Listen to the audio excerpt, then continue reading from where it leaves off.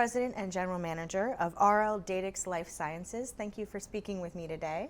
Thank you. Let's get right into it. Can you tell me a little bit about the impact of the intersection of AI, privacy, and compliance? Well, compliance now has been a major focus in life science companies for over 20 years. And, kind of with the advent of the Pharmaceutical Compliance Congress, compliance being a major issue in life science companies kind of went hand in hand with the growth of this conference. Well, as time has gone on, things have evolved. And so, whereas originally compliance was focused more on enforcing rules, especially around sales force and sales reps and whatnot, things have evolved. Now you have artificial intelligence, you have privacy rules around the world, privacy rules in different states in the United States. So, as you are leveraging artificial intelligence in order to use it for messaging to the various audiences, whether it be patients, whether it be healthcare practitioners, whether it be, the audience being the regulatory agencies within the government, et cetera. Now, all of a sudden, you have to look at, okay, AI is an important tool to use, but how does that intersect with the privacy, requirements in various jurisdictions? Because AI is pulling information from all over. You got to make sure that it's not violative of privacy laws, especially in Europe, where privacy is extremely rigid, and you have to comply with what's referred to as the GDPR, privacy, umbrella in Europe. And now you see more and more states here in the United States. There's various bills in Congress to, really, make privacy a bigger issue here in the United States. Not only privacy with your personal information, but privacy with your medical records and everything else. I mean, matter of fact, there's a push by at least one company that's in the privacy realm to make privacy of patient records and stuff the 31st right, recognized, 31st human right, civil right, recognized by the UN.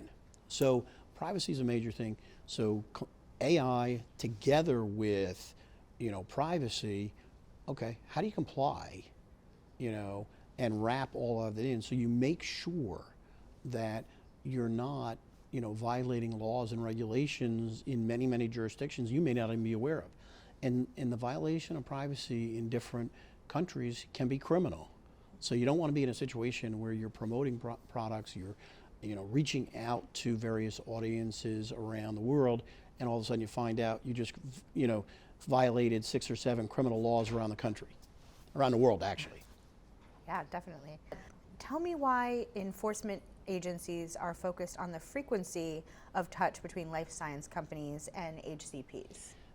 Well, a major audience for life science companies is really who can prescribe their product.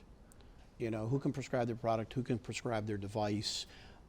So they are always looking at how to message information to healthcare practitioners, but as well, their sales reps interact with them all the time. And they're trying to provide information about the products and the proper use of the products and the like.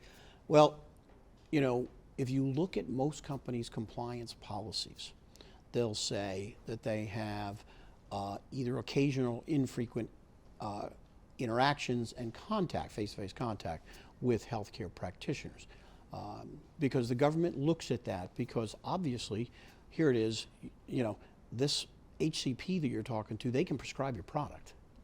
And so the amount of influence you have can impact what they prescribe, which impacts in the long run how much various payers, the government, insurance companies are going to pay for drugs and devices in connection with overall health care. So the influence between the reps at the company and the healthcare practitioners is something that enforcement agencies look at very closely. So they're looking at frequency of touch right now. So for example, if you're giving out drug samples and reps are going in for lunch and learns, where they're bringing lunch in to do a training of various people in the organization, now all of a sudden you overlay the report that gets filed with the federal government on samples given to HCPs, you overlay that with your report that's filed with CMS, what's called open payments. All of a sudden now you overlay those two, and all of a sudden it appears that you're having interactions face to face with some of these HCPs 3 times a week. And as I always say to clients, in what dictionary is 3 times a week either infrequent or occasional? Because your policies say that's, your interactions, direct interactions with HCP are not going to be all that frequent. So the government's looking at it and saying, okay, we think there is undue influence on these practitioners such that it's driving up healthcare costs. Interesting.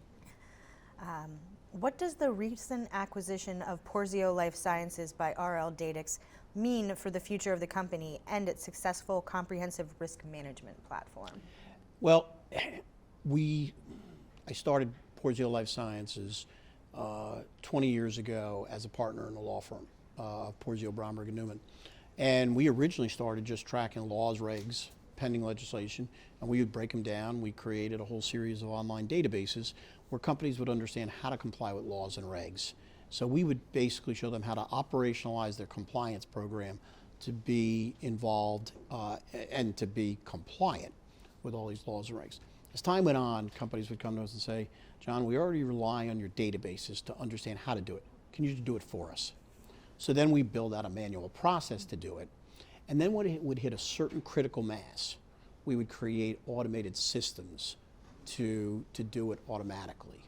And so we got heavily involved in tracking the interactions between healthcare practitioners and life science companies, because that information has to be reported throughout the United States under the Affordable Care Act, 7 or 8 states and local jurisdictions, and another 47 countries around the world. So we built global transparency systems, we built global HCP engagement systems, we built monitoring analytics systems, price transparency reporting systems, as really part of a global risk management platform for life science companies. Now, we built it and got it as far as we could as a wholly owned subsidiary of a law firm. I was a senior partner in a law firm. But once we went global, we realized that in order to handle a top 10, top 20 life science company globally, that we were going to have access to additional capital and access to additional resources. So we were acquired by RLDatix, which is owned by 3 major global private equity firms. And they asked us to come in and take over 3 of their other companies that are in the life science space.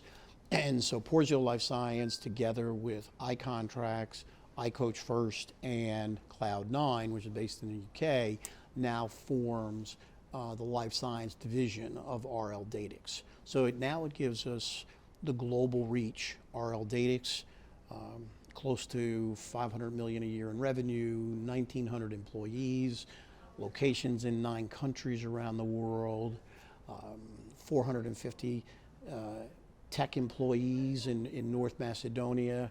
So now we've got the scalability to work and provide the same kind of services we always have to the life science community, but now we can do it all over the world.